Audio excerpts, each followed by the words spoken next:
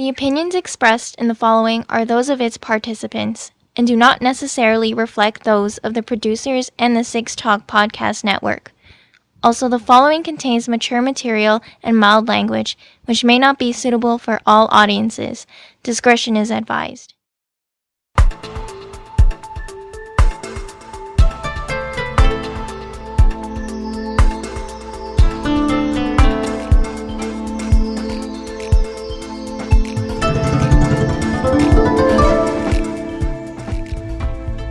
This is the Anime Roundtable Canada, presented by Anime North for Saturday night, November 26, 2022.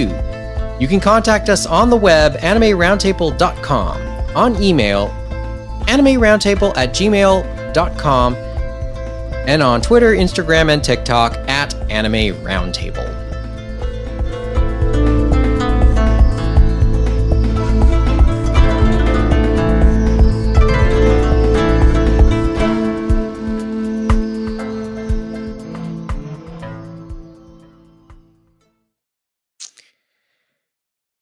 Well, technically, we are still on November 26th. It's just after 11 p.m. as we start taping this. Really, we couldn't delay this any further. Otherwise, it won't be November 26th anymore. Don't worry, we're not going to take attendance, but we will tell you now. Mike Nicholas sitting at 6 points. James Austin, Mohammed Shamarki, they're around the virtual tables. Kevin's late. He'll join us shortly. I mean, in his defense, it is obscenely late for us, right? It is obscenely late. I expect better for a Sunday morning. Well, yeah. And Amy sends her regards. So I think there is one important thing we should mention, Mike, and that is you mentioned where you can contact us. So I have to wonder, did you get the Mastodon account yet? That'll be on the to-do list, probably. Perhaps the last thing I'll do on my week off. Okay, yes, as I said at the beginning, we are taping this on a Saturday night. We haven't done a Saturday night taping regularly, Anime North aside, since March, I think. Basically when I went back to work. This is my first regularly scheduled week off from work since I returned there. Just like the rest of the world, I guess there's staffing shortages are a thing, so I felt a little bit lucky to be able to get a week off. But boy, did the timing of my week off come so badly. Here I was thinking I'd have that week off, be able to do a number of things, catch up on watching, catch up on reading, maybe learn a few things, actually start learning a little bit more about possibly starting the Twitch side of this project, and maybe finally get around to streaming a couple video games on the show's Twitch account. Oh, yeah, and of course, happy belated U.S. Thanksgiving to our American listeners out there. So maybe I could settle in and do a little Black Friday shopping. But then I'd be missing out on the World Cup.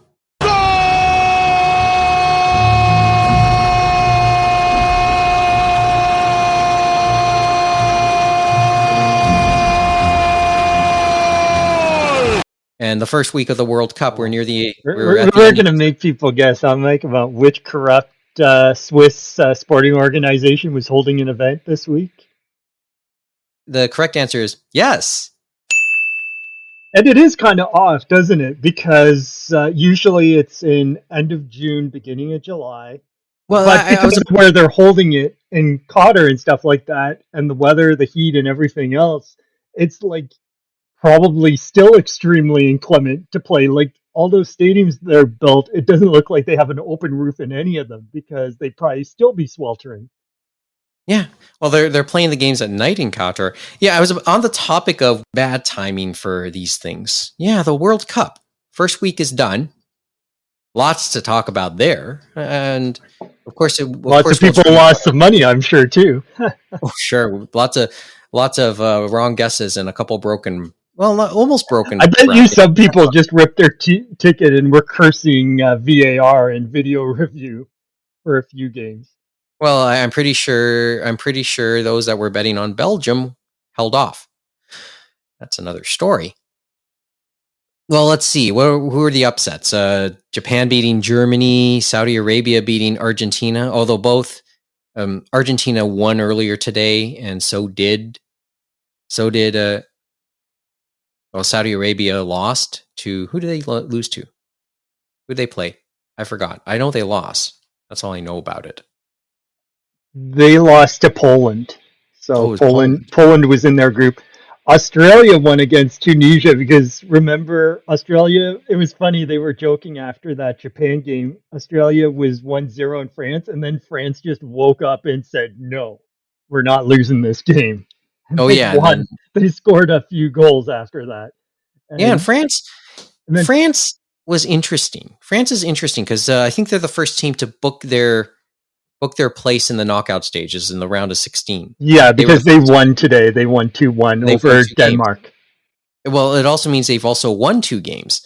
I think they're the only team to do so far. Correct. And then Argentina got back on track with a win over Mexico today, 2-0. They didn't have to worry about all those goals getting held back for offside because, they probably would have won that Saudi Arabia game if they hadn't had those 3 goals called back. And then the other thing is they had to keep up with Saudi Arabia because they are they're one of the oldest teams on the pitch in the tournament. Mm-hmm. Mm-hmm. And Messi said this is his last one too, of course. The thing is, it's so funny because going into the tournament, France had a whole load of injuries. You name it, they were probably down, if any key player. But yet they've looked the most convincing so far in this tournament. As they say, depth definitely helps, right?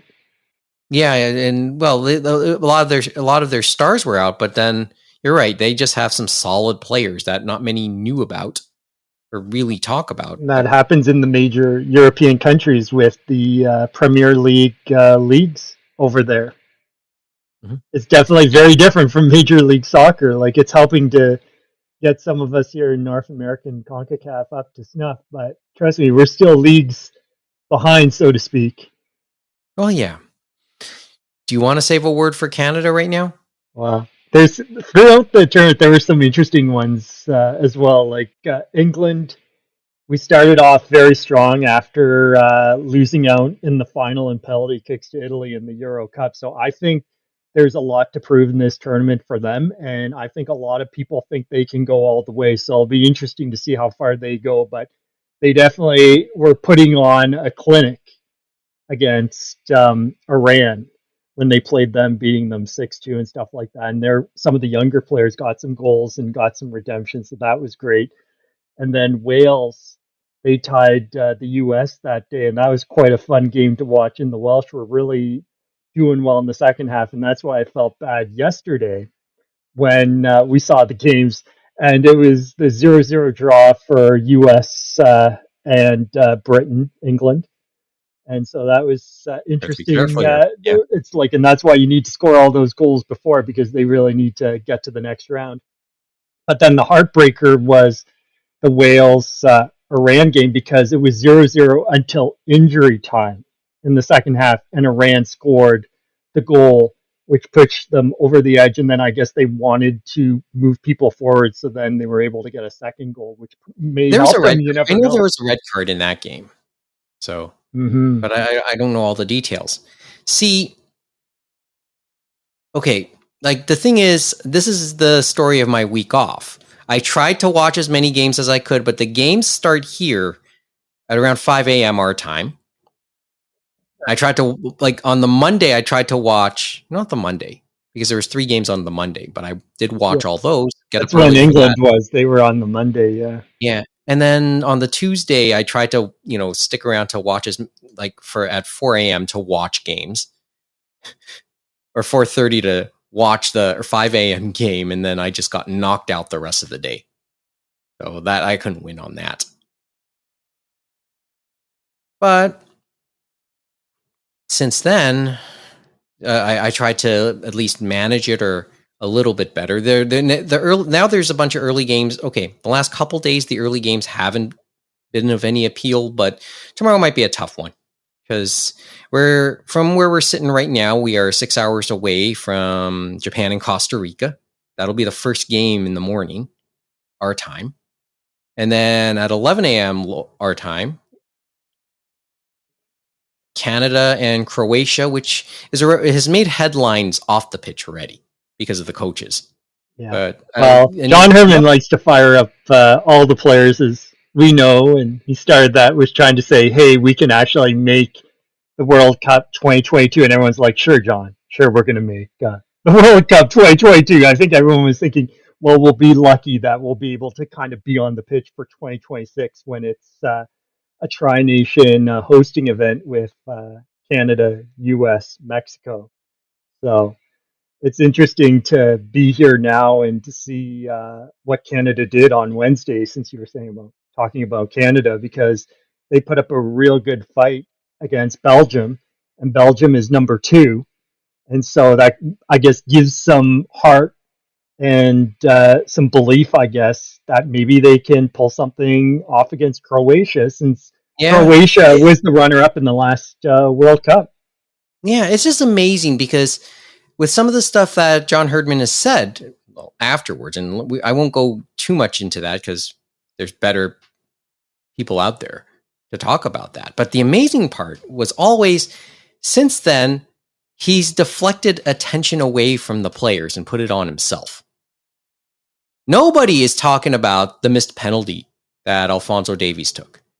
And I think that's some of the mind games that he does. And he started that even before the Belgian game, saying, well, I'm not sure if Alphonso Davies is going to be there. I'm not sure if our goalkeeper is going to be there. And it's like, no, they were there. Yeah. But nobody's talking about how, really nobody's talking about Jonathan David. Mm-hmm. And it's interesting because, as he said originally, he said, well, the players kind of decide who would take that penalty kick, and that was off VAR. And people were saying that it should have been Jonathan David, I guess, that take that kick, because unfortunately for Davies, it was a little weak on that kick. But hey, things happen and stuff like that, because they had so many chances they could have got a goal. And as they say, unless you get in the back of the net, nothing counts. And they can tell us, like even the Belgian coach, a very reputable coach, said that we got our asses whipped and we were lucky to get the win, and that the moral victory went to Canada. And guess what you get for moral victories? Nothing. Croatia. Well, the thing is, like the old hockey adage, sometimes a goalie can steal you a game. That's sort of what happened there. Well, world-class goalie there for Belgium too, as we knew. And you know what Davies probably should have done? He should have done what they did in the friendly. That was their tune-up match before Japan. Yeah, Paninki.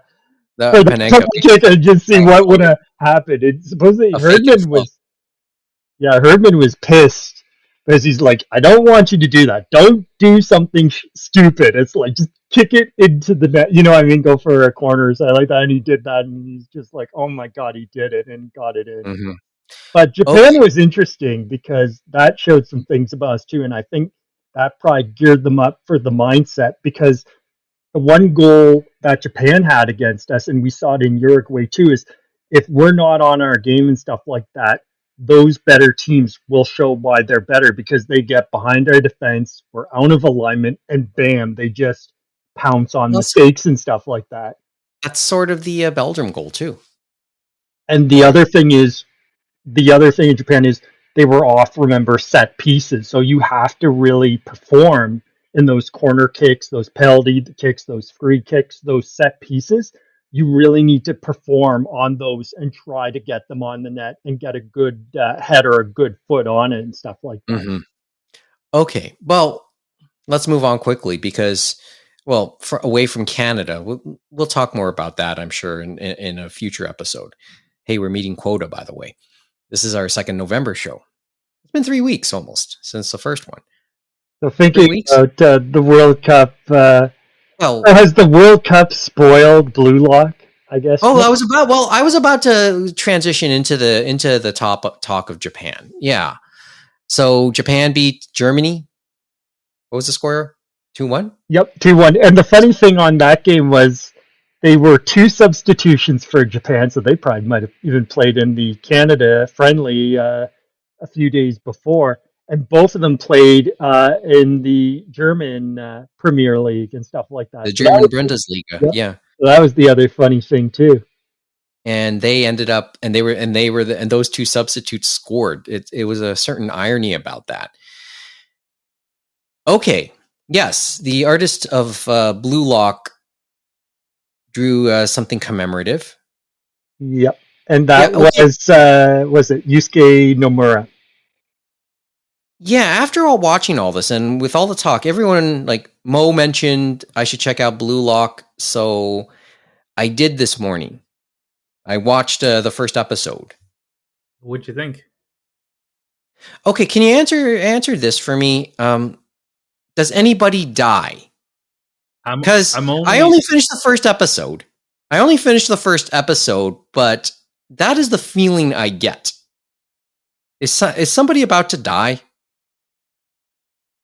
Or is it just somebody's dreams?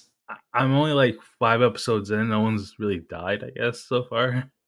They just saw their dreams die, so their soul was taken instead. Your soul is mine. I'm thinking more like because I've just seen what the synopsis is, and it just makes you think that that could be a possibility because the story is basically Blue Lock is set in the wake of Japan's defeat in the 2018 World Cup, so they're trying to get ready for this World Cup in 2022. In order to hone the talent that can stand on the world stage, the Japan Football Union gathers 300 of the brightest young strikers and pits them against each other at harsh competitive training camp, basically to be the best they can be. It's weird because it runs counter to a lot of sports manga and anime. Yeah, we saw, I think, the one image, I can't remember if it was Mo that posted and stuff like that, where it's like power, friendship, and all this other stuff. And it's like, I want the ball, give me the ball. Yeah, I'll score. The fuck you will, right?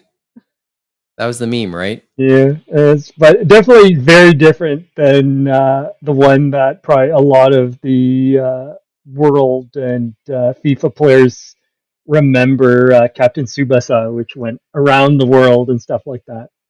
Yeah, it's the anti-Tsubasa in many respects. Like that's the impression I'm getting just after one episode. I want to watch a little more. And as I said, it does take from typical sports themed titles. It's just because you see a lot of designs and artwork that you would recognize with sports anime and sports manga. Like you'll see certain types of imagery. But yeah, it's about to take it topsy-turvy.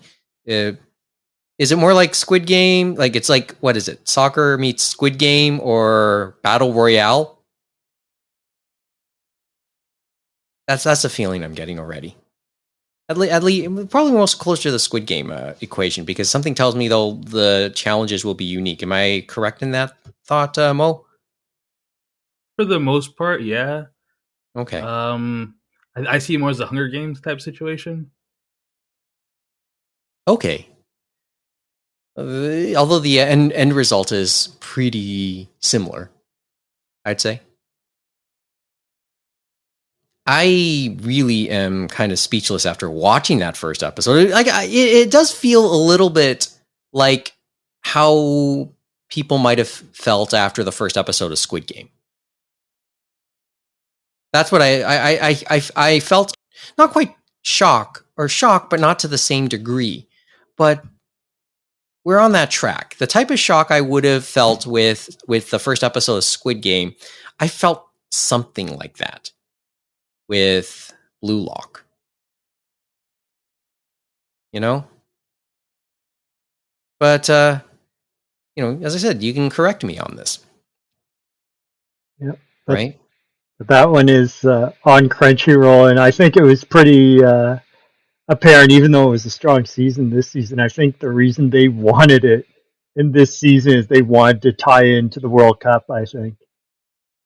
Well, it's working out. You get people talking, right? Oh, yeah. Well, it has me talking for other reasons. because it's more, a bit philosophical. I mean, there's already a bunch of, like, right off the bat, there's some likable characters and some pretty slimy characters right off the bat, I can tell. Although I get the feeling roles will change at some point. I mean, there's already like a mad scientist type character. You know who I'm already talking about, right, Mo? Yeah, I see more as like a L type character via Death Note. Like he's the puppet master seeing everything with a tragic backstory of some kind. Oh, what, does he have a tragic backstory? Once again, I think that it's like telegraphing that he does. But I don't know, like maybe he was a striker and then he got injured or something. It seems like he was a player of some kind, But we'll see. Certainly possible. But certainly not likable right away. I mean, but like he laid out his plan so clearly. It's like every step after that is kind of on your own. Yeah, I know. He's so concise, but he's so cold with the way he's doing it, right? And the way he like plays the mind games with the kids right away. But it brings up a few discussions about, about stars and then teamwork. I know Game Rant has an article about it, about like they did an article entitled "Is Having an Ego a Big Deal in Sports?" I guess we could ask that of Ronaldo, right? Well, that's what I'm coming down to, right? I mean, Ronaldo was that type, but at times he does come across as a bit of a team player. Mm-hmm. And, But after the interview he did, he's no longer on Man U, that's for sure. I'm not sure if they're going to invite him back, right? Even though they helped grow him, right? Yeah, it's just, he's so contradicting at times, I guess. Keep in mind, he pulled in the 2016 Euros, he pulled himself out of the final game. And his substitute was the one that scored the winning goal. But he got to hold the trophy aloft, right? Because he was the captain. So maybe there's some contradictions there with when it comes to Ronaldo in my eyes, but he has a fair number of redeeming values too. Just to put that out there. So he has his ego, but it doesn't get let's just say I think he can keep it in check quite well. Wow. Recently, maybe not so much. He went kind of scorched earth on Man U. Aside from the Man U thing. Well, putting aside the Man U thing. I mean, nobody's perfect. Or as the popular cliche goes. Well, as I said, we are on the cusp of two key games here that have our attention. Canada plays, Japan plays just before that. So we'll keep up with all of that. But be that as it may, when was the last time we were around? It's been 3 weeks since we last talked, right? I think the last time we talked was about was that Space Eater chat, just as the Anime News Network deal was announced with Katakawa, and we'll come back into that a bit later on. So there are a number of things that did catch our attention. I think Anime NYC happened last week.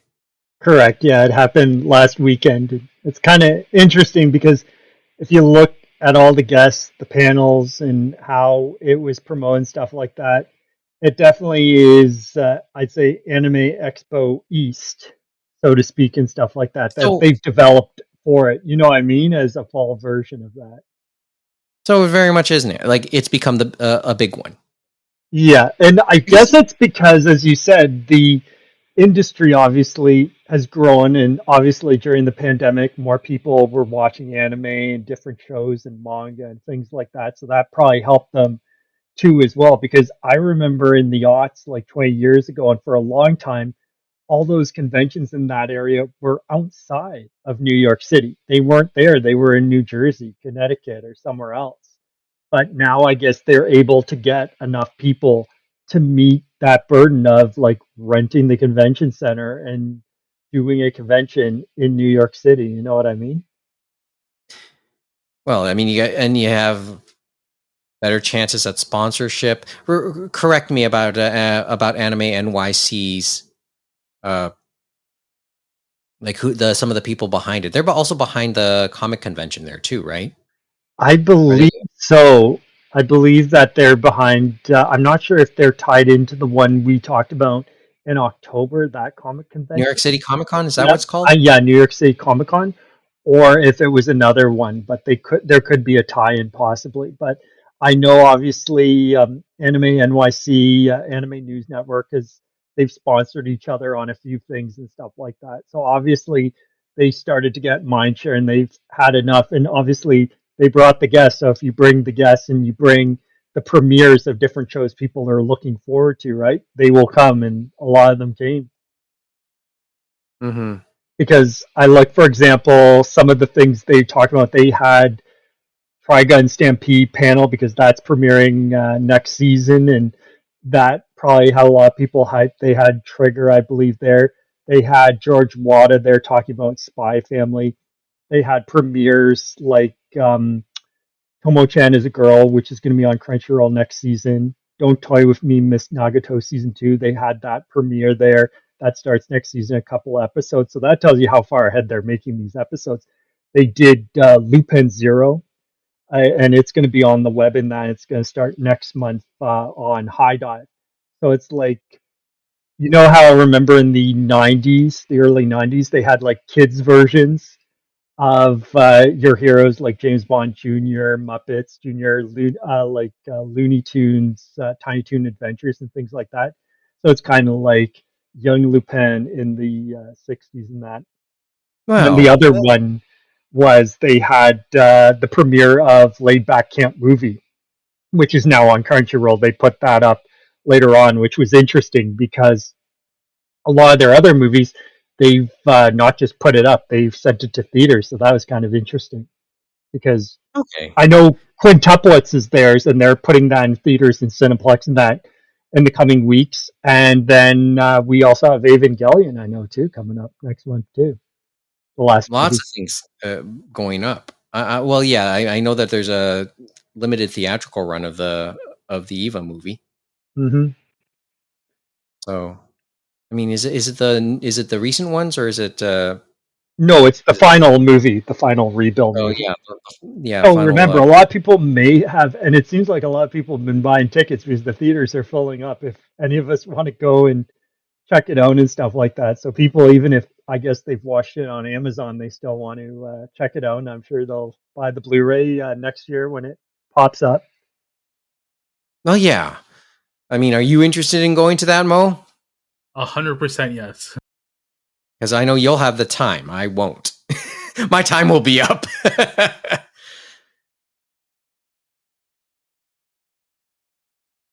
Well, okay. I just looked. I did look up Anime NYC's organizer. Okay, the organizer, Left Field Media, was founded by the creators of the New York Comic Con, but they aren't related because another company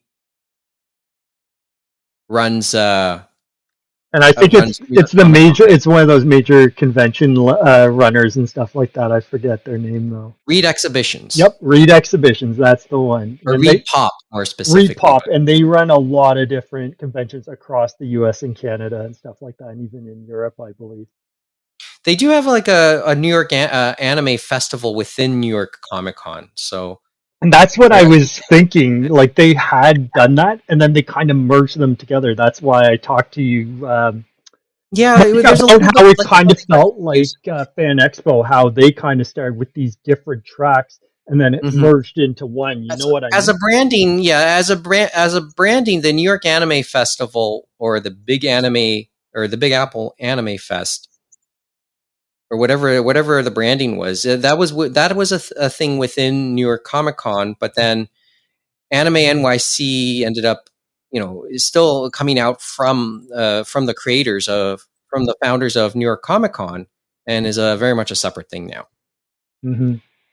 But anyway, I think we have a new member of the team up, don't we, Mike? Now, If it's worth something, Kevin. First of all, let me clap you in. Okay, so should we recap where we are with Kevin? What we've already talked about, so Kevin can quickly get up to speed. already talked World Cup, and we're just starting Anime NYC, so we'll talk maybe a bit about some anime and manga. Okay, good. So That caught our attention, okay? so the stuff, yeah, you got over the part that I don't care about. That's good. Well, we're gonna start because we have to ask you an important World Cup question. Yes, I know that Canada is in the World Cup. That's all that really matters to me. No, I was gonna ask you if Qatar can get one BTS member for the opening ceremonies. Can we get the full band for 2026 with Mexico, US, Canada? Well, that's assuming they still want to perform as a group by then. But if I'm not mistaken, they're all signed. They've all been re-signed. Yeah, they're just taking a break right now and doing some solo projects. Well, and then they have to start their military service as well because they couldn't avoid that forever. Yeah. I wasn't sure if they'd done it before, but yeah, I guess you're right. None of them have. So one of them is starting next month, as of this recording. Could be this month if this comes out in December. Okay, so let's... Are we going to clap back in to talk about NYC announcement? Yeah, we can reel back. Okay, so Kevin, so on the topic of Anime NYC, we just went through some of the basics. What caught your attention from NYC? Like any gamut of stuff, like releases, what some of the publishers have said. Well, Dark Horse licensed Innocent. And that was the big manga announcement, I think, in my eyes, though there is a question mark with that because it was split between two magazines. So they have the first Innocent with 9 volumes and then Innocent Rouge, which finishes up the story over 12 volumes. So we're not sure if they got all of it. And it's going to be omnibus and start end of next year, 2023, 3-in-1. So hopefully we'll at least have 3 volumes. So Innocent will be done, but hopefully they get the rest of Innocent Rouge, which would mean 4 more volumes, right? I'm assuming it's the first series because Dark Horse couldn't even be asked to release Blood Blockade Battlefront back-to-back. So I'm only assuming first series. Plus, Dark Horse has a penchant of not always going through the publisher, but by going through the artist directly. Because is that good or bad? It's a little known secret that you can technically go that way. It's just that it's one of the more uncommon ways to go about a license, and it usually isn't always a thing. Because I believe with Blood Blockade Battlefront, they did go through Naitao directly. That's the rumor I recall hearing back in the day. Because that is a Shueisha title, if I'm not mistaken.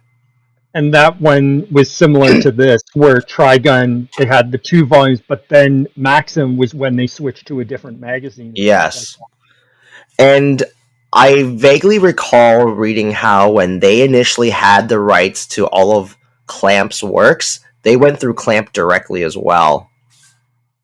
Yeah, no, I remember that too. Like, the interesting thing on Trigun is they've been doing some deluxe editions. I'm surprised they didn't announce that they were maybe going to try and do a deluxe edition of Trigun, especially with the new series coming out in the next season in January. I have a feeling that will happen next year. That's why I got rid of all my Trigun manga when I could. Yeah, I know. Back into the because Trigun's going for stupid money online right now. But there was definitely a lot of isekai and a lot of different stuff announced also by Yen Press. I know Kodansha did some stuff later in the week. I guess another interesting thing is Higurashi, When They Cry Go. They're going to release that manga based on the new Higurashi series, which I guess we're not surprised since we know there is some love for that from Kurt Hassler. And so Kurt that's why I loves, Kurt loves it when they cry. Yeah.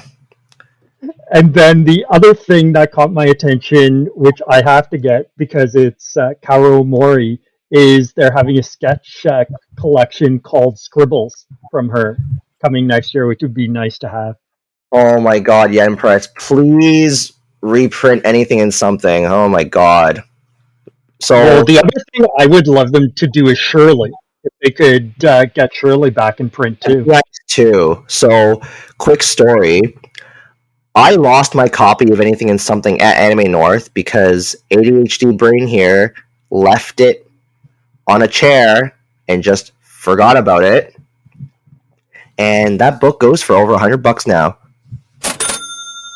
Really? So that one's sitting on my shelf. Wow, that's interesting to know. And the silly thing was because when I was reading it, I took the slipcover off. Oh man! So I had the slipcover, but then just lost the book itself. Last year, I actually sent the slipcover to somebody who needed it. The collector in you. Like, I didn't sell it, I just like gave it to them for free because I was like, well, you have more of a use for it than I do. At this stage, yeah. Yeah, because all those ones they did of her, they did in very nice hardcover and stuff like that. Oh, actually, Emma just got reprinted recently too. Yeah, like that. The only reason I got that again from them is because they had the reversible slip covers and stuff like that, and it was really quality. Yes. I kind of regret selling my CMX set. Like, I have the hardcover set now, but I actually don't think I would have minded owning both.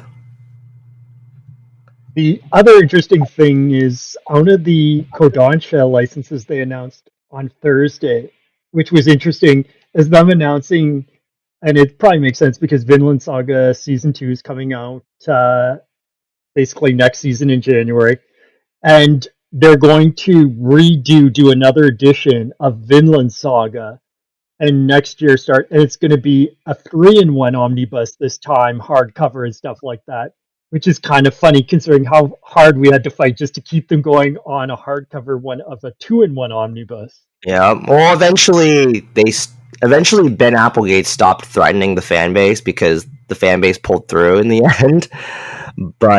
And plus they caught up with Japan, so like you get a new book like every year and a half and change now. Well, the next one's coming the end of this month, so it's kind of a year and a half because they have to get 2-in-1, right? Exactly. And they're on basically the final arc. Oh, I didn't know it was in the last arc. And then the one they're doing in the anime for season 2 is basically going into the second arc. So the first arc was the first anime. Now they're going into the second arc in Denmark, where it's basically instead of Vinland, farmland. Yes. Land-based, like to say. Actually, Kodansha just announced new licenses today. Interestingly enough. Okay, so what caught your attention there? Well, they licensed Origin by Boichi. People who know Boichi will know that he created Dr. Stone. That's his most prolific title to date. And people may know him for Rocky as well, which I think One Piece put that out. It was one of the smaller pubs that put that out, but that one's like pretty hard to find now. And I think he did Sunken Rock too, but if I'm not mistaken. Yeah, I can't always keep up. That's the problem for me. We'll probably talk about do Sunken Rock. Okay. No, it's okay. Okay. But there was a lot of stuff also from J-Null as well, but we'll talk about them later. But on the anime side, there were actually a few things too. I know, like they had the one that was the longest, I think, license that were like, when was it going to come over? And it was actually when Anime North sponsors a movie at the JCC. That's how I actually saw it. Was Giovanni's Island. Finally, G-Kids decide to license it and are going to get it out next year. And that's the one about the Kuril Islands and stuff like that. And it starts out basically this Russian girl and Japanese guy meeting each other after 80 years and stuff to like that, but it's actually her daughter and stuff like that. You find out at the end, but it's basically after World War II and what happened in that turbulent times up in the Kuril Islands when basically Stalin's navy and that comes onto the islands and basically they have to deal with the after effects and stuff like that. And they're still disputed islands to this day. That's why it's interesting the movie came about too. I'd say in terms of the Yen Press stuff, other things that caught my attention was the Appareranman manga. Probably because I guess the anime was good enough for people to give that some consideration. Yes. I remember the anime being well received for that one. Okay. Yeah, looks like manga too. As I said, it's just these are titles I admit I'm not as familiar with right now. Right? I look over this list of some of the news that came out, and a lot of it was announcing stuff for 2023 for the winter season there to start off, because I know High Dive Sentai was announcing stuff on that end. I think Oshinoko. The big thing, Oshinoko. The other big thing was in regards to Anime Limited, because they had a panel and they said we're going to talk about North American stuff, and that's a big thing because they're a UK company and they usually distribute for the UK and Europe. And the last time we heard from them, remember, they had Bartender and they had the other Netflix series. Remember, we had talked about long before, but they announced some anime, and it was interesting because they were all Crunchyroll series.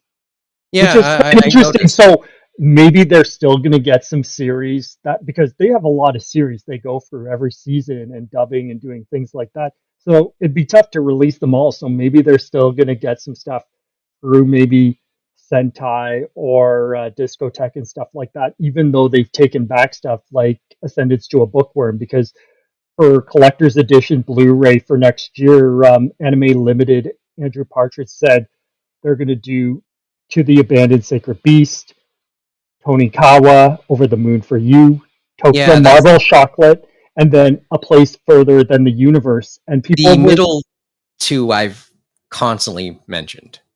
And I know a lot of people also mention A Place Further in the Universe, and supposedly they said they're going to dub it and stuff like that. And I'm not sure if Crunchyroll is working with Anime Limited to do that, but they've already announced a dub cast, so that'll be dubbed too, which is kind of a nice plus. And then they mentioned stuff that they're going to bring their final stuff to North America as well. But they also mentioned, yes, Macross Plus, we will get it to you guys in 2023 in a collector's edition as well, because we knew that one was coming at least. It was just the surprise of the Crunchyroll titles. At the very least, a soundtrack was announced from Macross Plus. Correct. Right? And that was a vinyl soundtrack, I believe, too. Mm-hmm. Kevin? Oh, no, I was just oohing at the Macross Plus. See, as I said, the two titles that caught my attention in all those announcements is Tonikawa and Tokyo Marble Chocolate, and I've mentioned it before. Yeah, I've watched the Moon's a lot of fun. I've read some of the manga. Huh? Fly Me to the Moon is a lot of fun. That's Tonikawa. Yeah. Yeah, though that's a cute one. And then, well, I was just going to say, it's the successful Kenjiro Hata romantic comedy. One way to put it. Because we're still slowly getting 2 volumes a year for High to the Combat Butler. And Sentai tried to release all of that, and I'm not sure how that did for the anime. Yeah, and then Tokyo Marble Chocolate, I already kind of mentioned that already too, I think. So, okay. The other last thing is probably J Novel Club. They had a lot of interesting things that they announced. Like they said their new announcements for light novels and manga, which they release same day. More isekai. Yeah, they do a lot of isekai. And more isekai. And then the other isekai. But then the other thing was, I think since we know they're a part of, and for Sam Panansky, they are part of Katakawa and stuff like that now, and a part of whatever Katakawa World Entertainment, whatever we're calling them now, which includes Anime. KWE. Yeah, we go with I think most people refer to it by its acronym, KWE. Well, I guess they're finally getting some of that mojo and stuff like that, because two things came out of that. They're going to be doing audiobooks, which Yen Press has been doing and stuff like that. And so they're going to some of their other ones they're doing by the grace of the gods and a few others. But the interesting part of the 9 titles they announced, I believe, was the one that I didn't see there. And that was Ascendance of a Bookworm. I feel that one they have to do at some point because that's their biggest title. And they've basically released anything that they can get of Bookworm, they release. And they've been printing it, and they've been going at a crazy schedule because that one's over 30 volumes now. And I think Oh, wow. and so that's why it probably would be a big investment as an audio novel, because it's a lot of volumes to do. Oh, I didn't know it was that long. Damn. Yeah, because it's 5 parts, and part 1 is 3 volumes, part 2 is 4 volumes, part 3 is 5 volumes, part 4 is 9 volumes. They just finished that. Part 5 is ongoing at the moment, and they're going to have volume 11 or 10. I think it's 11 out next month. And in the pre-publish for Ascendance of a Bookworm, they're on volume 2 of part 5 and stuff like that right now. But in the physical books, they're up to part 4, volume 3. And then for the digital stuff, because they do pre-pub, then a month later they do ebook version. Then later, if you're lucky, you might get physical. But the ebook version, I think this month, for coming up in December, they're going to have part 5, volume 1 coming out and stuff like that. But it seems like when I go on there and I read that one, their forums in that, they're always buzzing around Bookworm, and they have like this buzz. And so, as they said, that's what they want to generate with their business, and that title kind of is the quintessential thing of what they're trying to do. So it's good to see them expanding on that.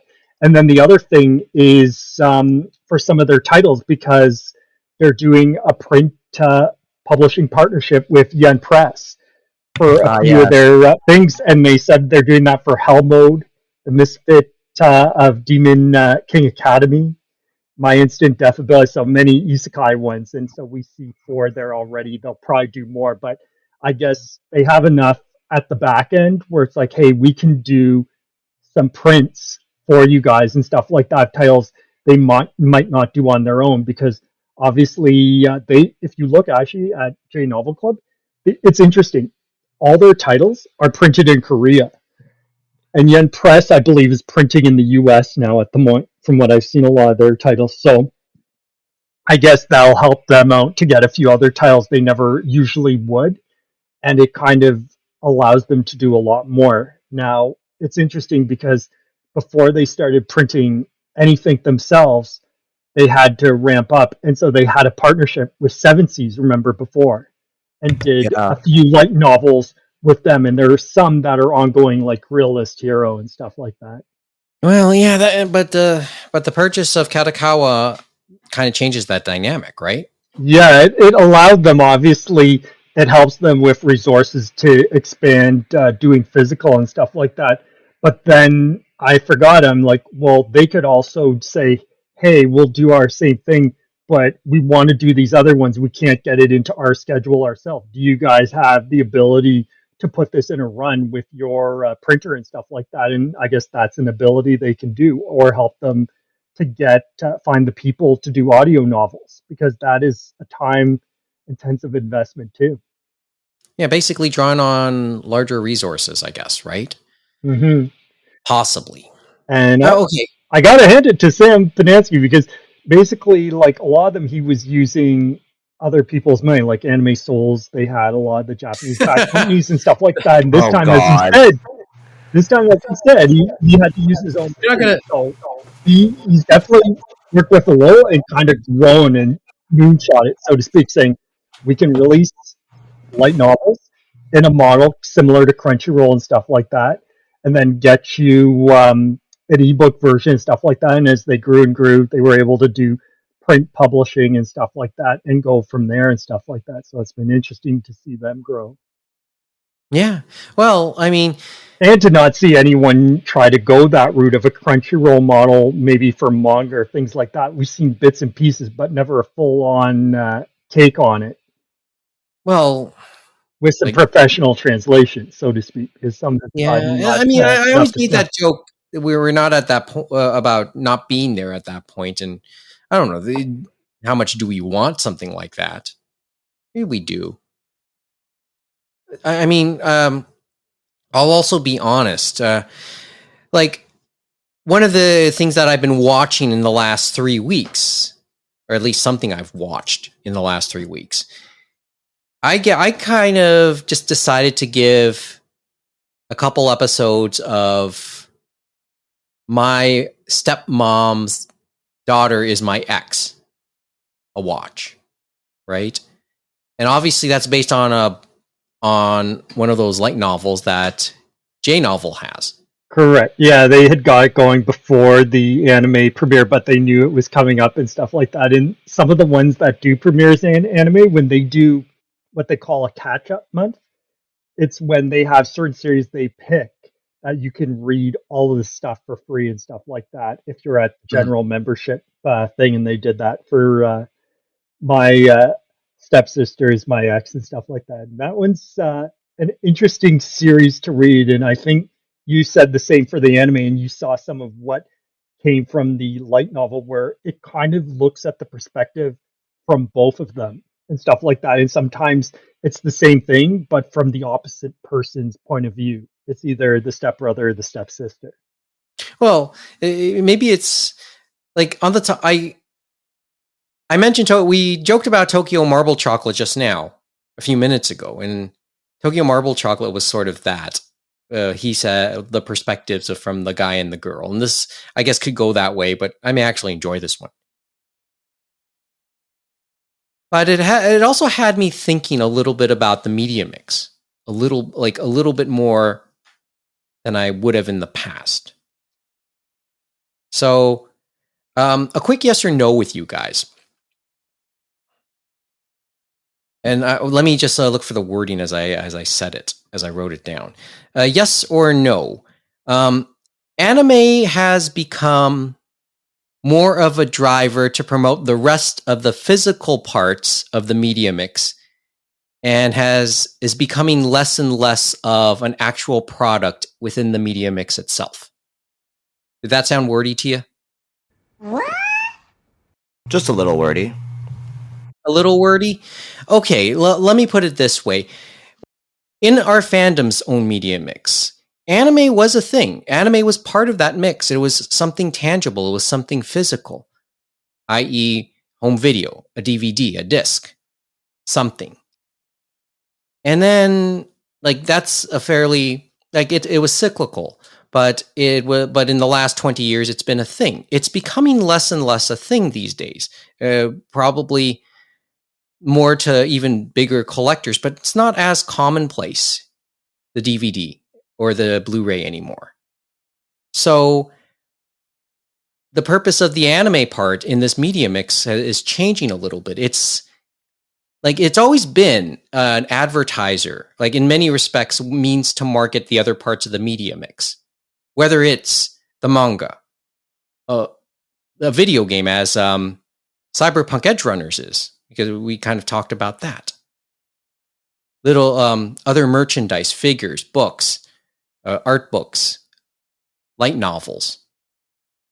So there's and with all this talk about there being less and less production on the anime side, we had that discussion with Netflix some weeks back, them scaling back on some of their anime production, and it might be a harbinger of some things to come. So the purpose of something like of moving pictures, you might have to be rethought a little bit more.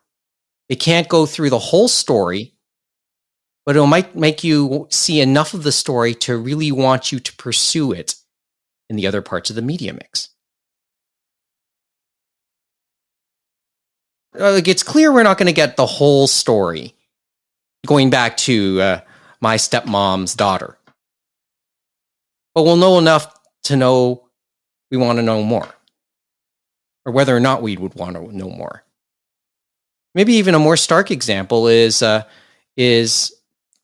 me Cardcaptor Sakura Clear Card. That ended without a resolution, but that story had been ongoing at that point. Wait, it ended without a resolution? Well, the anime.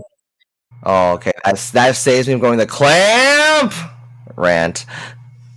Yeah. No, it ended without a resolution. Like, that's just the nature of the anime. So that's all. So, I mean, the use of anime might be a little bit more different now. I mean, it's always diverted in some form away from the previous work. Usually the manga. It's diverted in some form. But how it ends up going now, it could change. That's what it had me thinking a little bit as I go through this. At least maybe more so than I had in the past. But that's where I was. So going back to the question, yes or no? Anime is less a product in and of itself, and more a means to drive the rest of the products.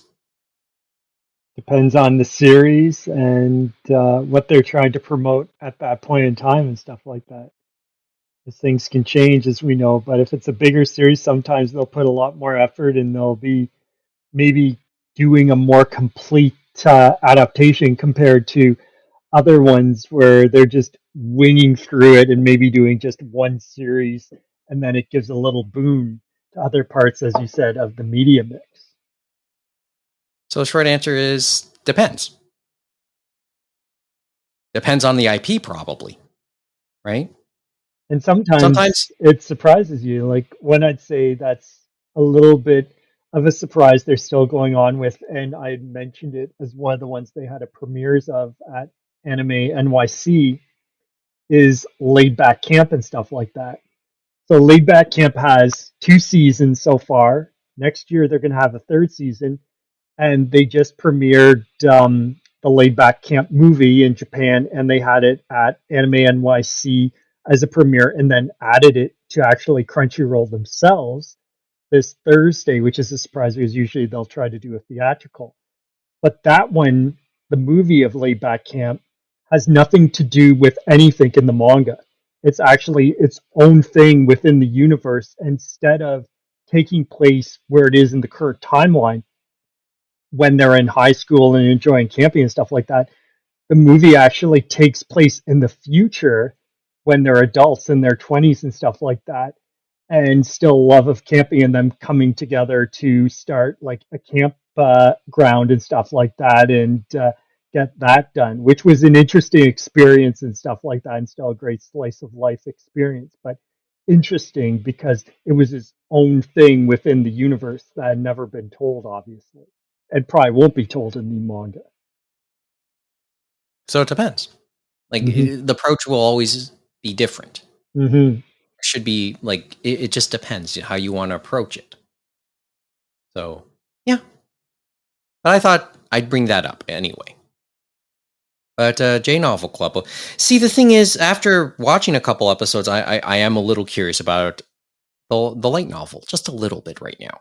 But maybe I want to finish the series before I want to add something else to the pile of what I want to watch or read or play.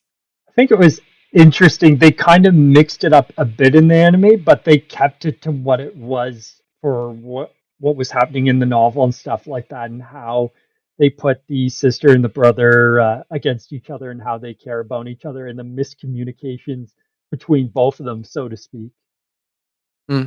You've watched the anime and you've read it, right? Correct. So I read the pre-pub and stuff like that, and usually the pre-pub is generally what you're going to get in the printed and the ebook version, but obviously there's extra editing because people will read and they may find mistakes. So before it goes to ebook or to print, there's some extra editorial look over. And sometimes there may be like extra 4 comma manga, little extras that they may not include in the pre-pub and stuff like that, like maybe author's notes or something like that. Well, as I said, it has me curious, so I'll see how I feel, and then when I'm done, maybe we'll have this discussion again. Yeah. And I know that on the other part of Katakawa, I know they had an interview with Chris MacDonald, of course. So couldn't you tell, Kevin, that that James and I were talking earlier today? Yes, we did. This is the order we went with. Okay, so let's dive briefly into the Chris MacDonald interview. yeah, as I said, like there wasn't much surprise. So I guess what he did is they had an idea from the comments in the forums and other places about what people were worried about. Yeah, and let's preface this because I think not everybody listening will recognize the name Christopher MacDonald. He's the head of ANN, Anime News Network, the CEO and publisher and owner. Yeah, he's the man. He's the man behind it. And so now he's a minority owner along with Bandai Namco, and Katakawa owns the bulk. Well, if the deal obviously goes through at the end of the year, which we assume it will. What stuck out to you from what he said? I think most of it is because remember we were talking about what they were saying then, right? And most of it was the same line of thinking that we have had owners before, like Bandai Namco, and we have made sure people understand, hey, we are putting notices at the bottom, disclosures at the bottom of our articles. Now, people took them to task last weekend at the start because there wasn't anything in regards to the first few Katakawa things, but then that changed as they went during the weekend. So I think they were kind of getting their feet under them, so to speak. Basically, the disclaimer. Yep. And then I think the thing we looked at, as we said, Mike, that was interesting, is they talked about they are going to invest in development and other things that they were waiting for, get the subscription system figured out to get out of beta finally. They basically said that they're still going to do advertorials and all this other things and help figure out the encyclopedia and stuff like that. In regards to the fact they made an agreement, we'll see how that goes, that for the first 3 years, no profit's going to be taken out of ANN, and that if there is any, it'll go and be reinvested into the website to make it better and stuff like that. But the other thing we saw that people, I guess, in the comments were questioning was in regards to a comment where the question was, what, if any, supervision does Katakawa have in regards to Ann's published content? And the first 2 sentences raised a few eyebrows, and they were a few policies like how we handle copyrights have been put into place. Unfortunately, we are being asked to abide by Japanese copyright norms. Other than this, neither Katakawa nor KWE nor the business side of the new company have any input into what we write. And it says, as Ann's publisher, I am guaranteed full editorial independence, and all the editors will report to me and only me. And that's all great, but it's intriguing in regards to image copyrights and abiding by Japanese copyright norms. Now, they don't have a lot of images all the time in reviews and in their stories and things like that. And obviously, Katakawa is a big company, so obviously for them, they're probably going to let them use their images, whatever they want. But it makes you wonder about other things. Well, when it comes to non-Katakawa properties, right? Mm-hmm. In regards to what images are allowed, I think most images you use normally, they probably would be allowed to use, because if they're using something like a teaser from YouTube, or if they're using the first promotional images, which a lot of them send out, right, in a press release, they would probably be fine using those. Yeah. I mean, it's once again part of that whole kicking and screaming thing to me, right? And that might, like, I think in some respects, there's going to be, it could be trying to make a mountain out of a molehill. That's the phrase, I think, as the cliche goes. It could be that. I mean, it just doesn't. You said it would raise a few eyebrows, probably cause a little bit of upset. Right now, okay. I don't think it's going to amount to anything in the end, but obviously people are picking over everything, obviously, since it's still a recent story, right? Yeah. So. It's fascinating. I mean, the fact people want to, cool. It's just like, yeah, I don't see it amounting to the greatest amount. We are... I mean, things are is a constantly evolving thing. When I think of this story, when I thought of that statement, I thought about, I'm going to go back the better part of 20 years for a couple minutes here again. And just use the example of websites related to Iron Chef at its peak in North America. So this was like before the original run of the series ended in the late 90s. And upshot of it was, there was a fan site dedicated to the show, and it used images from the actual series. And Fuji Network sent a cease and desist, and the website went down for a little while. And then a month or so later, the website came back up. They explained what happened. They said, we don't have the permission to actually use Fuji's images, but we're going to supplement it with images that are known to be more public and that we won't have problems with. So when they're talking about some of the personalities on it, they won't use pictures of them that existed within the TV show itself, but they'll probably use a public image that from another website or article out there. And it sounded like a really tedious thing for the people who ran that website to have done. Just to put the context there. But that's what it was at the time, and I'm not totally sure we'd be at that point now. I think times have changed. Well, or as the cliche goes, the more things change, the more they stay the same. So, but I'm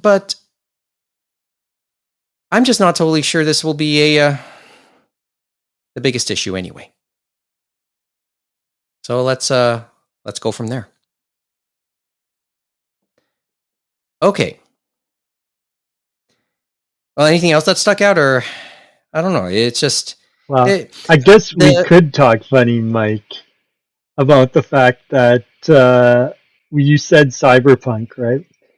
And we think about releasing a broken game, and then last week on the Friday, basically CD Red, Nintendo, Game Freak, and Pokemon Company decided to say we can do better, and released Pokemon Violet and Pokemon the other version, and basically it was broken beyond belief, they said, for that Pokemon game, which is kind of interesting in itself, and it sold over 10 million, which is kind of crazy.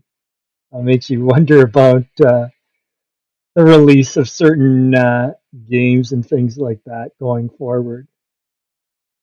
No, I don't know what to make of it. I mean, you got the Pokemon games, I'm guessing. No, I've actually not played any Pokemon games and stuff like that. I've watched the series and read the manga and different other parts of the media mix, but not the Pokemon games. And so that's why it's kind of interesting, because they were always on low-tech hardware and stuff like that. And this Pokemon game for Violet and the other version, for Game Freak and all of them, it's an open world, and it's the first one of that. But even when you look at the visuals and the terrible frame rate, like you'll see things like they talk about one thing, a windmill that's running at 30 frames per second when you're right there. But then you go further away from it, and that's like 2 frames per second. You have different things popping in and out of the world at crazy different times. But it's crazy that the Pokemon Company should have, and even maybe Nintendo should have, put on the brakes, because they did the remakes of Diamond and Pearl last year. Then they did Pokemon Arceus at the beginning of this year. and now they did the 2 new games just now that sold 10 million, which is crazy. The power of a popular franchise, even though people were complaining about these bugs, many of which may never be fixed and stuff like that, but they still Those got their money. Poldia civilians are built differently. They just walk through all those attacks like it's nothing. But it's funny because they showed, and it's not that the Switch hardware is not powerful enough. Like, they definitely could have optimized and made this game to run on the Switch better, and people have shown other games, even Breath of the Wild as a launch title, could prove this fact and stuff like that. And one of the things is just they're releasing almost one game a year, and they have a small staff for Game Freak and stuff to make all this stuff. So that's one thing, and they don't have, like, maybe Nintendo could have helped them out, because Nintendo now in their HD development, all the studios are helping just to get these games out the door. Like, Monolith helped on Breath of the Wild and some other titles, and so did other Nintendo studios to get some of their first party titles out the door in a well optimized environment. Whereas Game Freak, I think they probably may have some help, but not enough resources to get this. Like, people were looking at and saying it's crazy the amount of bugs. They'll probably fix some of them, but they have a lot that probably will never be fixed. I guess they'll just be canon, right? Can't say I know. It blows my mind how this can even happen, because this is fucking Pokemon, man. Like, and it's a mainline Pokemon game, no less. Yeah, it's the newest mainline generation. How do you not have the support to deal with this? Yeah, with all the money from merchandising and all this stuff, you'd think they would have beefed up, right? Or maybe reached out to some of those Nintendo studios or something. But it's like, no, they just chugged along and said, this is fine. And somehow they still got the sales. So it'll be interesting to see what happens next time. Will people think twice or not? And Like, they don't get the 10 million. This is not like a niche RPG game like Octopath Traveler. Like, this is fucking Pokemon. This is Nintendo's second best-selling franchise. How do you as a company let this happen? I guess it's a fair statement. And you're telling me they can't patch it later? Like, that's what I don't understand. I was assuming they would just patch it up eventually. I think there's so much going on in there that they can probably, it's like they're going to be patching certain things, but other things just may not work out the way we hope, right?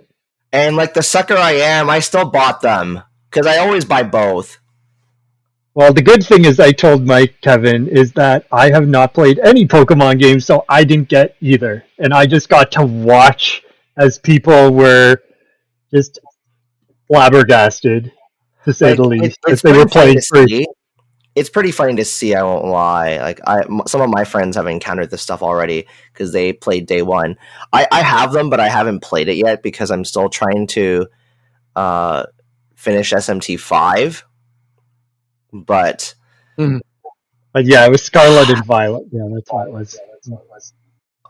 I just feel like back in the day, this was never much of an issue because the game was already a complete product. And yes, it did help that they usually had 2 years to make a game instead of 1, from the looks of it.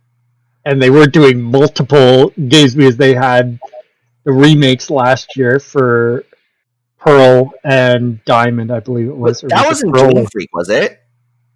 I thought they were helping on that, and then they also had Arceus, remember, at the beginning of this year, too. So they had a lot of actually Game Freak? Oh. I think they had some input and stuff in that one, too. Like, I vaguely recall the Diamond and Pearl remix not being, like, all Game Freak, or it may not even been Game Freak at all involved with that. I feel like there was shifting of resources, you know what I mean, as they were going game to game because they are still smaller than a lot of the other studios out there for Game Freak.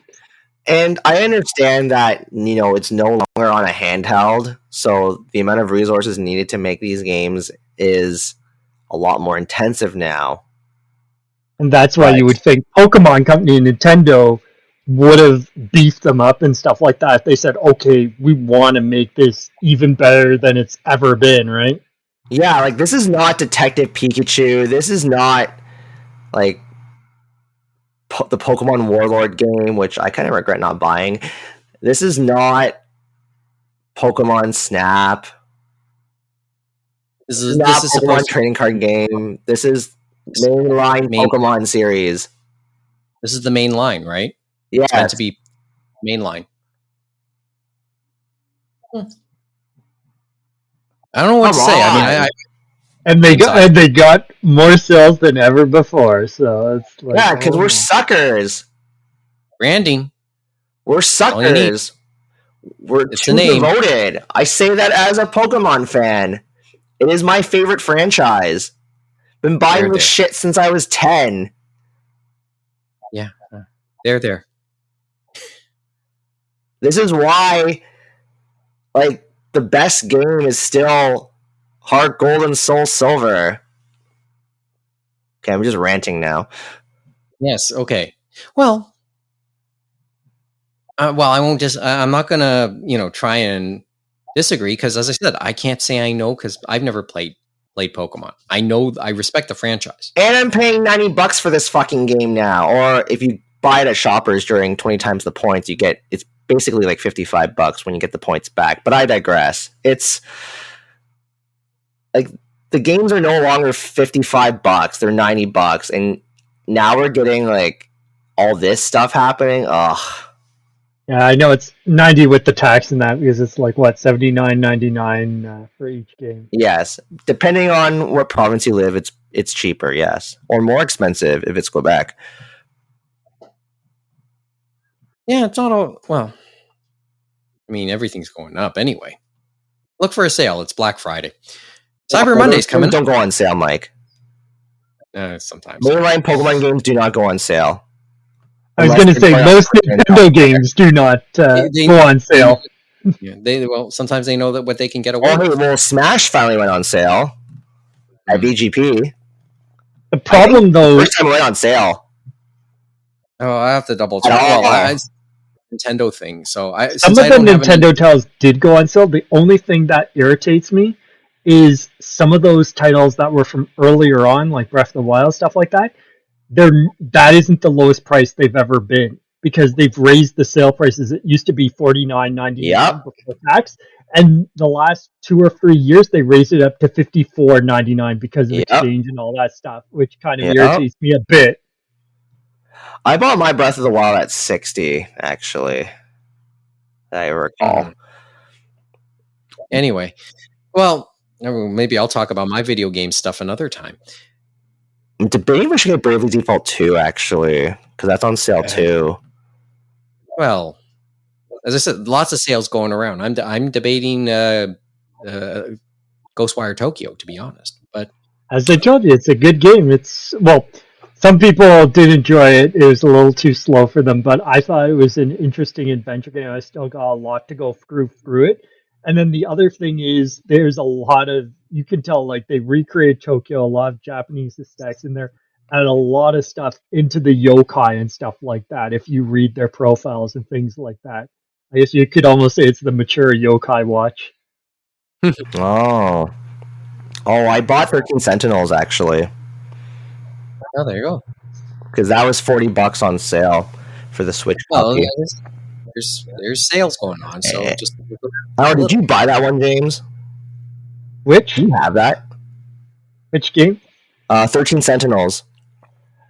So I have not bought it on either PS4 or Switch. I know everyone's been telling me to go and get it. I've got so many things on my plate, and so one day I will get it. It's going to go on a sale again and again because it's Atlas and Sega, so I'm sure it'll be at a decent price at some point. It's not going to go out of stock. See, I'm just hoping it's not. How do I put this?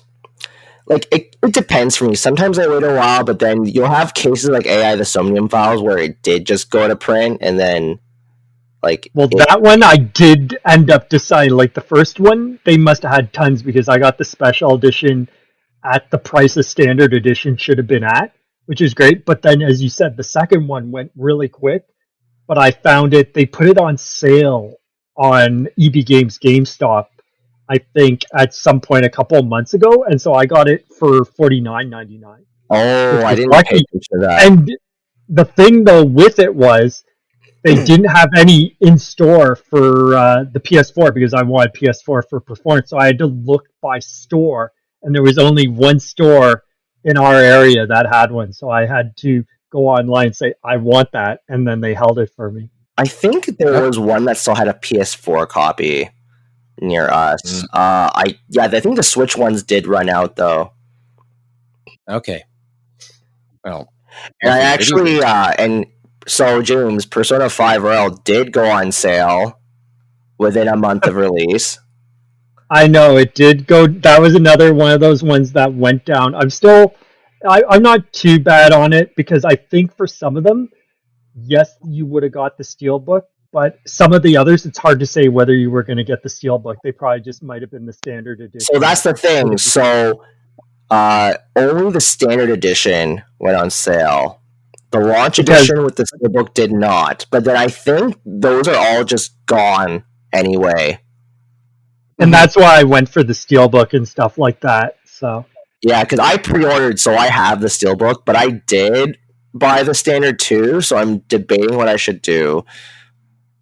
And then in regards to the other Persona games coming in January, unfortunately, we're not going to get physical for any platforms. I think it's physical. It's just digital for Persona 3 and Persona 4. I refuse to buy those digitally. I'm not buying P4 digitally. No, I already own it physically anyway for PS2.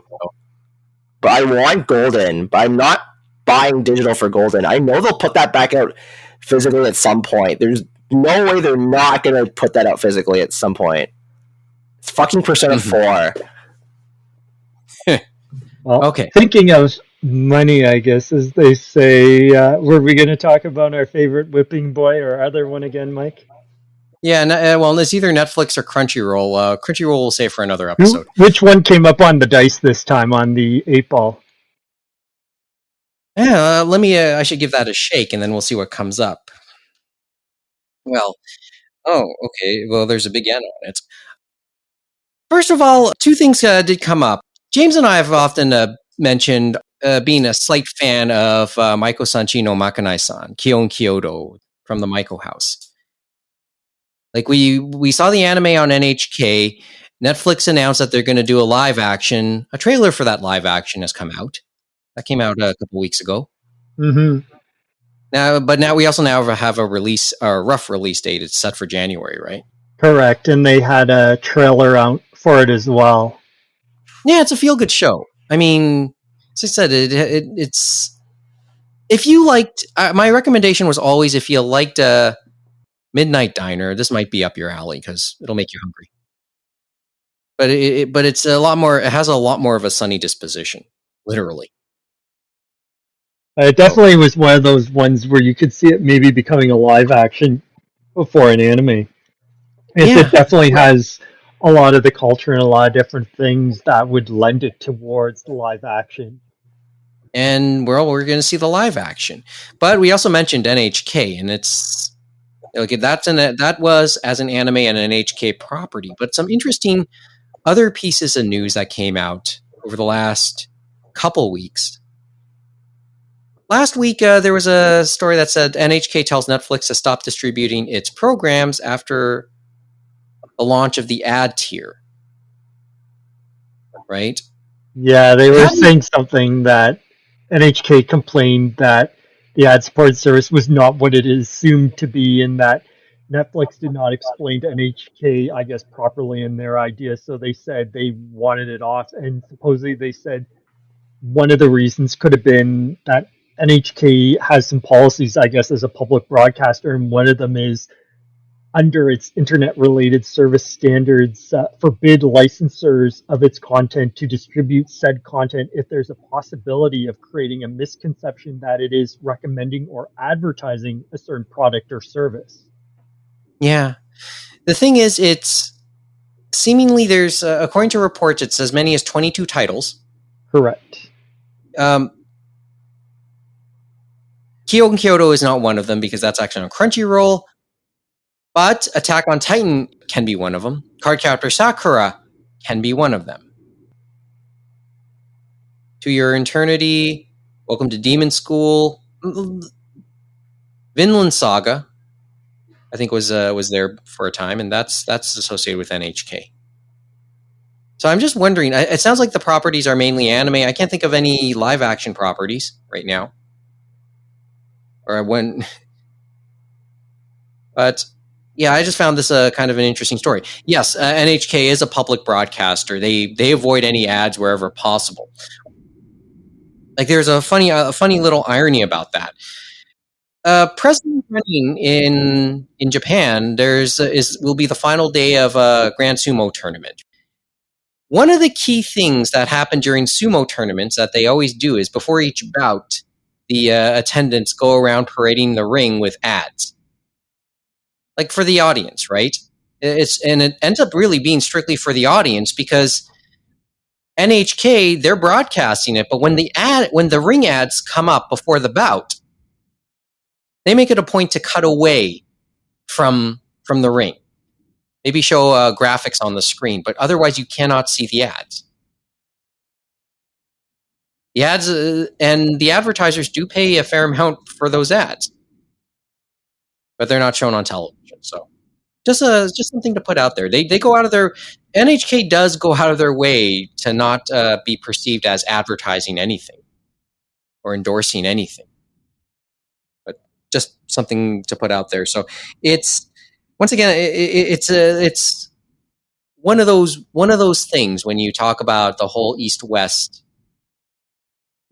dynamic that exists here, right? We talked a little bit about it in the with ANN and Christopher MacDonald interview. Here's another angle on it, and yeah, who knows? Hopefully nothing comes off, but the articles that we've read stated that talks on this matter are ongoing.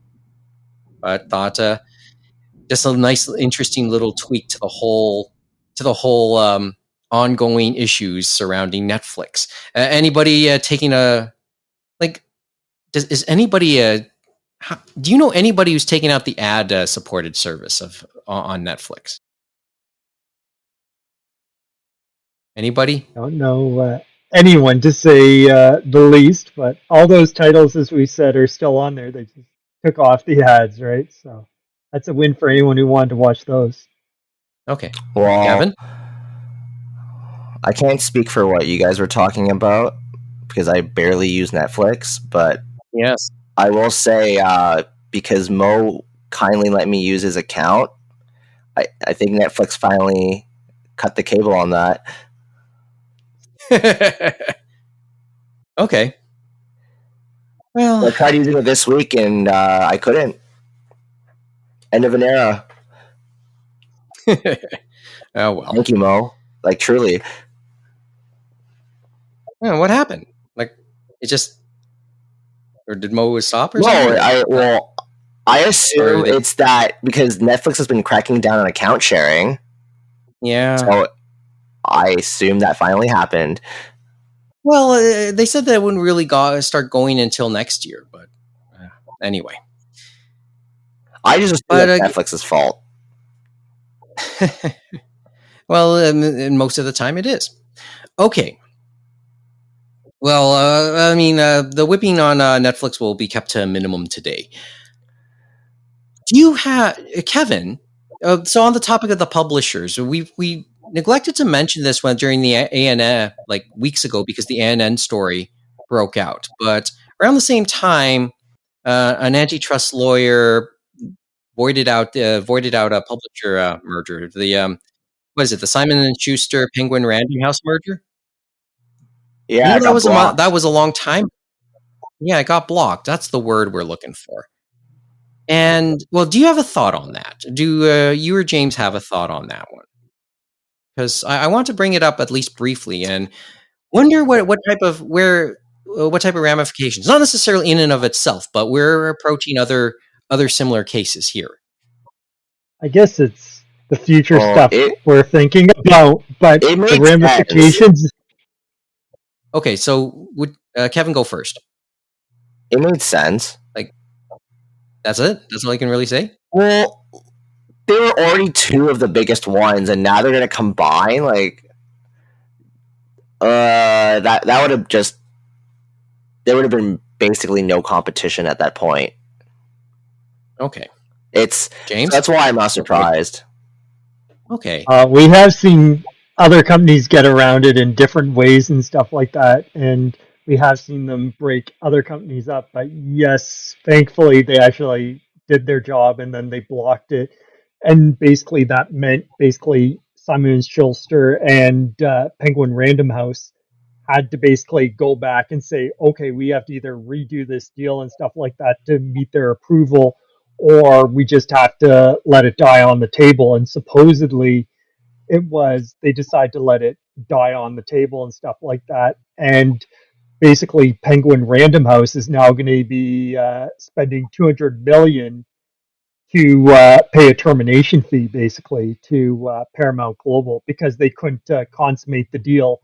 And I guess Simon Schuster will be back on the black next year. Honestly, supposedly. the Penguin House and Penguin and the Random House merger shouldn't have happened either, in my opinion. No. And that's why I said these things can get through. You know what I mean? Well, let's just to put that out there. Let's see what's under both those umbrellas: Penguin Random House, Seven Seas, Kodansha, Square Enix, Dark Horse. Those are the. Some of them are distribution. Don't forget, because Seven Seas is independent, but it's distribution and stuff like that. Just under these for various reasons, clients, I guess, at the very least. Simon and Schuster, Viz. Okay. But I guess in regards to that, with the way that turned out, maybe they'll take a stronger look maybe at other cases. As you said, Mike, maybe the Microsoft and the Activision Blizzard, they may take a stronger look at that. And we've heard different things from different regulatory bodies across the world about arguments for and against and stuff like that. And we've seen the companies throwing each other under the bus, like Sony was throwing Electronic Arts, EA under the bus, because they said Battlefield just does not hold a candle to Call of Duty and stuff like that. And that is why we can have Microsoft have Activision Blizzard and other arguments, of course. Yeah.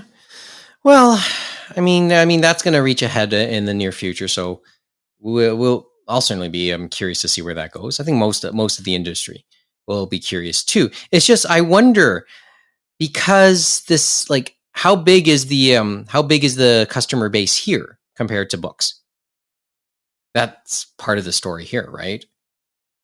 Within our fandom, yeah, but just within general, just generally speaking, how big is this in comparison? I mean, we were talking, yes, the dollar figures, yes, that's another story. But just in terms of just who plays, the amount of customers that video games here would have compared to books, and that's a nuance. That's a nuance that just has my attention when that case, moves forward.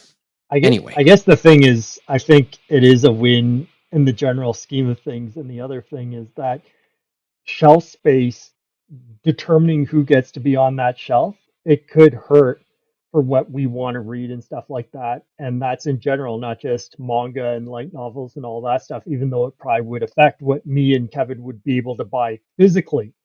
Because some titles maybe we might have got physically, they're going to say, sorry, can't put you on the shelf. You're going to have to go digital or nothing. You know what I mean? Well, that'll probably be me and my stepmom's daughter. So, Evan, I'll just saying. Digital. Anyway, digital's. We've seen it already, as we know, right? Because of Kodansha and other publishers. That's why the only digital exclusive title I own is Kasane. Because they never did publish that in physically.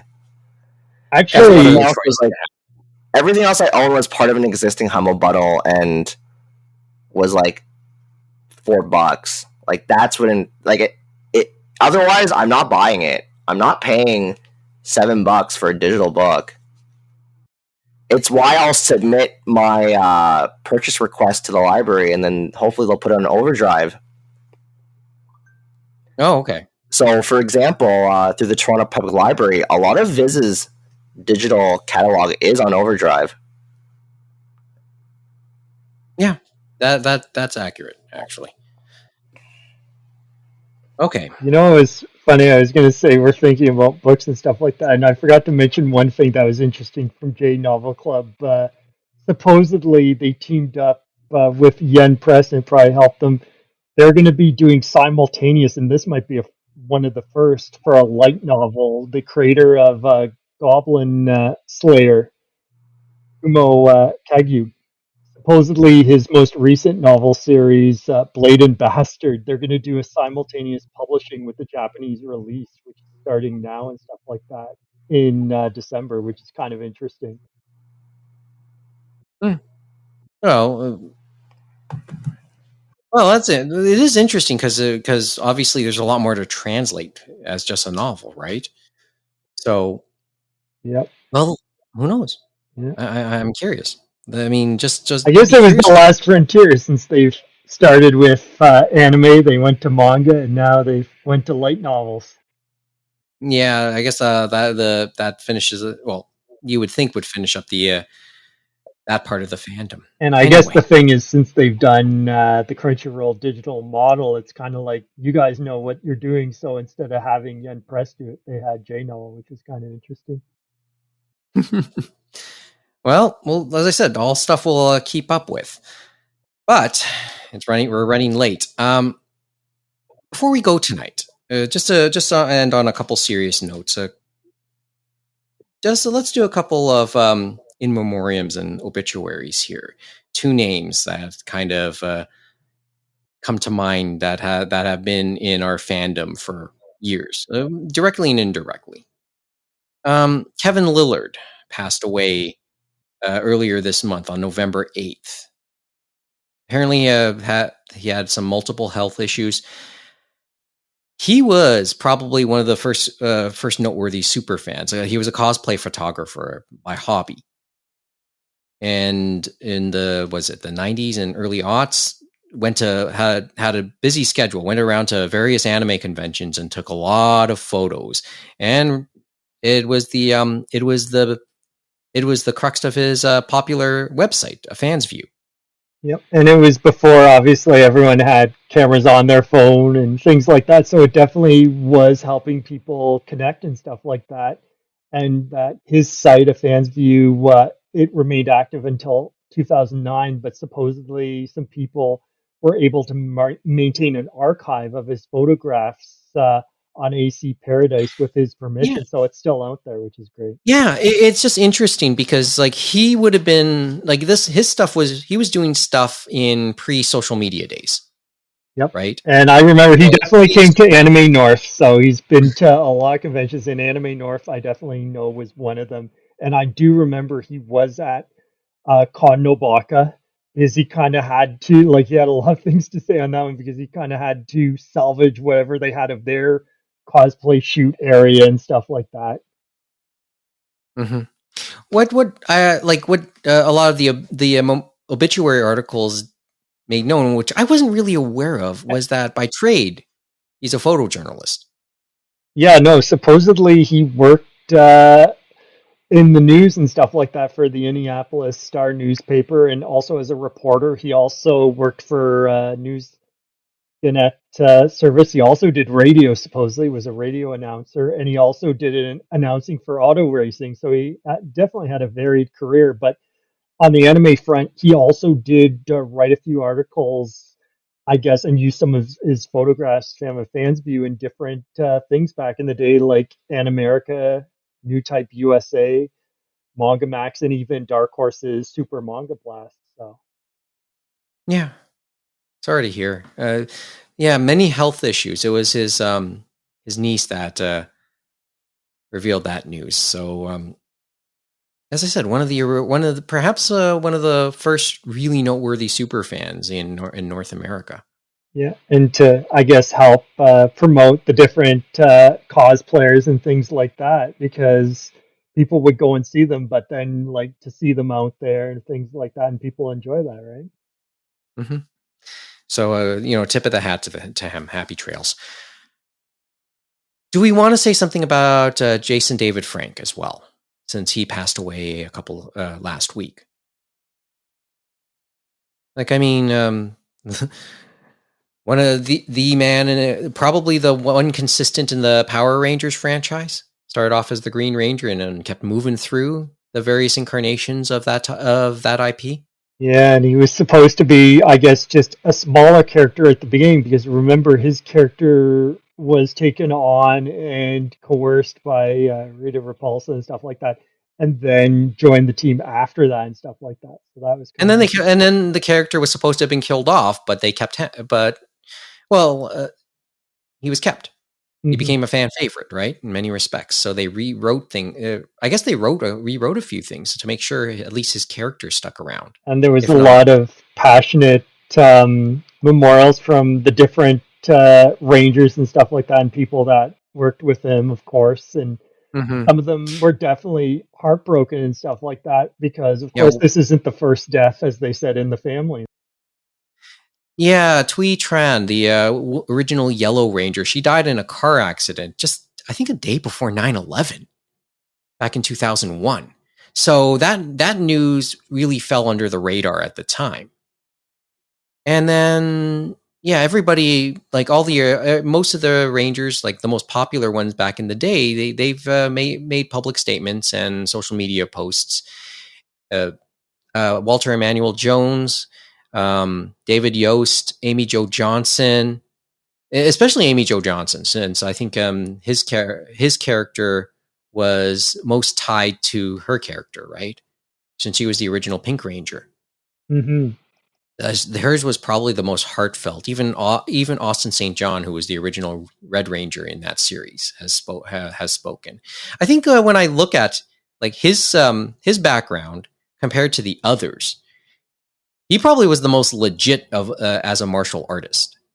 That's what I'm thinking when I read some of these. When I read up a few of the profiles, at least he was the most legit. I mean, the others knew stuff too, but probably he was he was just on another level in that sense, in terms of actual martial arts prowess, right?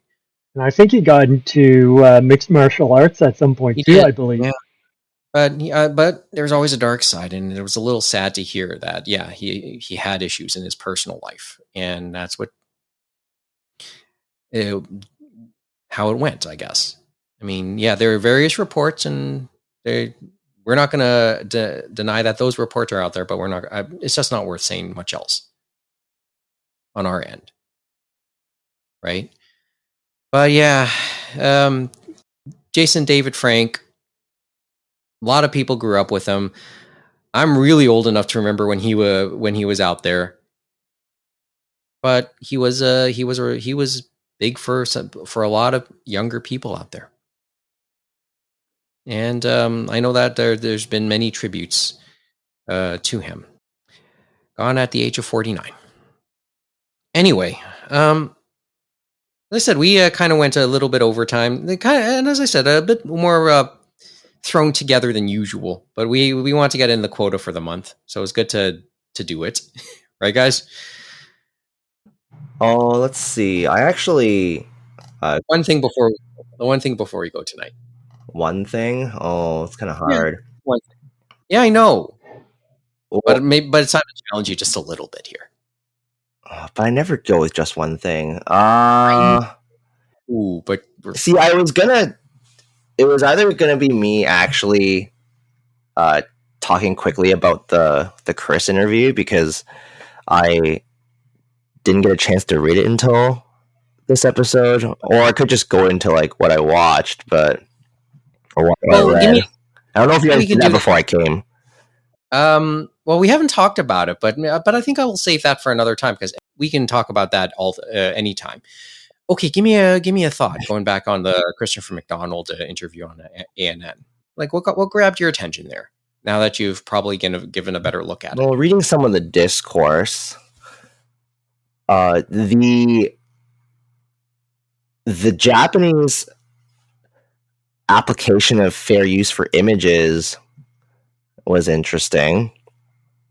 I mean, they won't be using as many images as before, and it doesn't really matter to me because I'm okay with just reading walls of text for my news articles. But you know, if you're on the internet, it never hurts to have that. So I think they didn't have many images, as we said before, and stuff. Yeah. Like that. So I don't think it'll affect them too much, as they say. But you never know. It's just an interesting little thing in there, isn't it? It doesn't matter to me, like I said, but I guess that's just one way of that's just one of the things that they had to enforce on them, and they decided to back down on it. And we all know, as I said last time, when you start giving into little things, how long does it take before it becomes bigger and bigger things? This is the eternal skeptic in me. Yeah, I know. The give an inch, take a mile, right? Yeah, and like I said last time, I have all the confidence that they will do their best to maintain editorial neutrality and integrity, because they're one of the last places on the internet that have been able to do this, truth be told. Yeah. Well, I mean, the other side of it is sometimes it is just a money game. No, I won't say it. But come on! I mean, that's why it went the way it did. And the fact that they had to pump, they want to actually get the whole subscriber thing going. I actually didn't realize it was still in beta. No, it is still in beta, and that's why I think they needed either get it done or cut the cord, and they finally are like, okay, we have to go now. Yeah, it'll be interesting to see what that means for them. Yeah. Well, who knows? Anyway. And the whole translator debate in the comments was intriguing as well. I don't know. I actually don't recall if you guys went over that.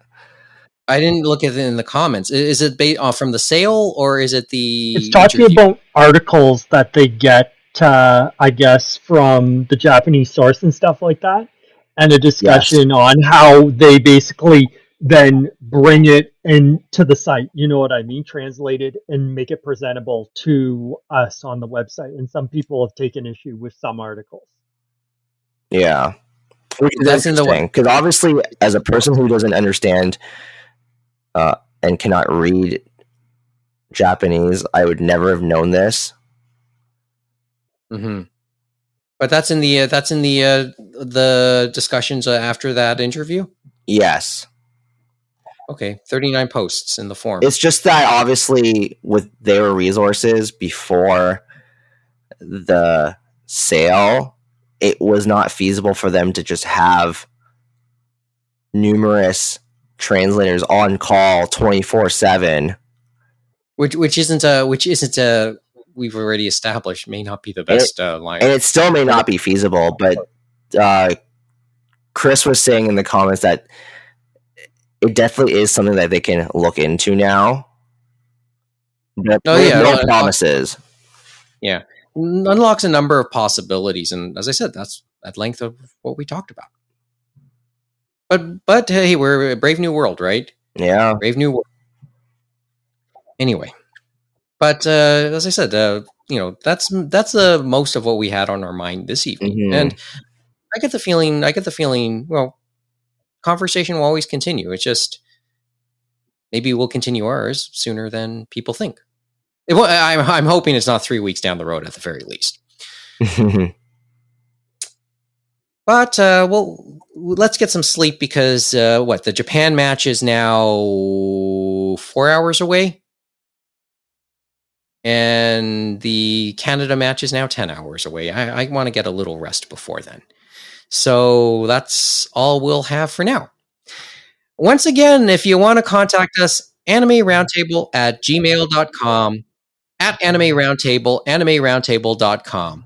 I'm going to mention one more time the Twitch channel, twitch.tv/anime roundtable, because I got a capture card now. And maybe I'll hook that up to my PS5 and properly use it. And you can see me attempt to play another Yakuza game, if anyone's interested, among other stuff. Well, you just let us know. Yeah, I will. As for the podcast side, as always, please leave us a review if you can. Apple Podcasts, Google Podcasts, Stitcher, Spotify, wherever you get your podcasts, if you can leave a review, because reviews, especially good reviews, will help us in the algorithm. Thumbs up, thumbs down. How many stars, Kevin? As many as you can afford us. I'll just take any new review at this point. I don't think we've had any reviews in quite a while. If at all. No, there are a few. Yeah. On Spotify. There is one on Spotify? Well, no, we have 5 people that rated us 5 stars. On Spotify? Yeah. This I got to check out. Okay. And one of them was from me. Huh? Yeah, probably one of the, and probably 2 of them are from you and Moh. Thanks a lot, by the way. Thanks a lot. You're welcome. We'd been trying to do bi-weekly, but we'll try and do something at least twice a month. Because life does get in the way. It's nice to have a week off this week, actually, on a personal note. But in any event, please give us a subscribe, a like, or a follow on any of the platforms we're on so you can be notified when we put up something new. And on the topic of Spotify, if you have a paid account, please check out our Anime Roundtable playlist for a list of music based on things we mention on the show. The theme song is entitled Fubuki Snowstorm by Piko Misaki, which is the title track of her current album. You can check out more of her music at picoinfinity.com or on Facebook at Pico Zen Music. Thanks for listening. Good night from Toronto. And join us again for another edition of the Anime Roundtable.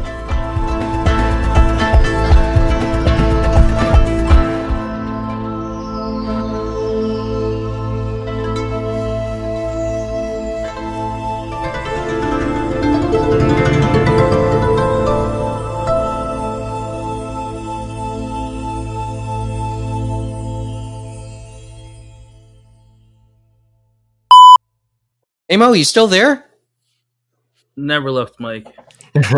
Sorry we bored you to death.